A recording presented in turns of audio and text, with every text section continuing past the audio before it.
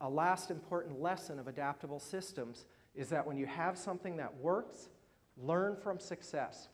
The most adaptable organisms learn from success. Now, there's been a lot of buzz lately in the organizational literature and the management literature about how awesome it is to learn from failure. And that sounds really good. It sounds really self-effacing, like I identified my failures and I learned from them. Learning from failure is an evolutionary dead end. It means you don't reproduce, you don't pass on your genes.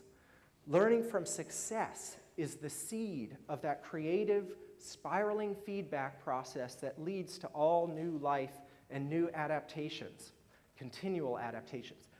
It's important to identify the things you screwed up on and make sure you don't do them again.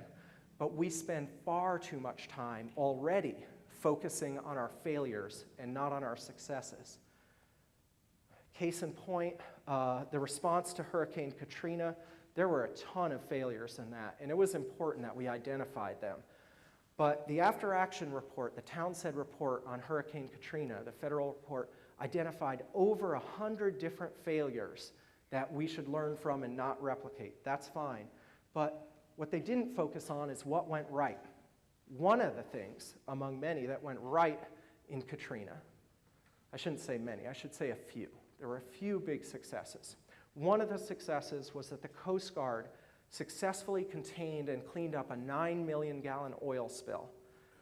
None of that information is in the Townsend After Action report, and yet, when would it be important to know about how to clean up oil in the Gulf of, in the very next Gulf disaster, which was Deepwater Horizon. So as it turned out, the one lesson from success would have been the most important lesson for the next big Gulf catastrophe.